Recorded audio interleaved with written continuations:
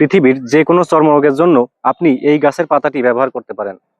সে যে কোনো প্রকার চর্মরোগই হোক না কেন, এই বাসক পাতার রস আপনার সমাধান মিলিয়ে দিতে পারে। যাদের শরীরে প্রচন্ড ঘাম হয় এবং ঘাম থেকে শরীরে প্রচন্ড দুর্গন্ধ হয়, তারা এই পাতার রস ব্যবহার করলে মুক্তি পেতে পারেন। শরীরের দুর্গন্ধ দূর করার জন্য পরামর্শ দেওয়া হয় টানা 1 মাস প্রতিদিন এই পাতার নির্যাস শরীরে লাগানোর জন্য, অর্থাৎ লাগানোর পর গোসল করে ধুয়ে ফেলবেন।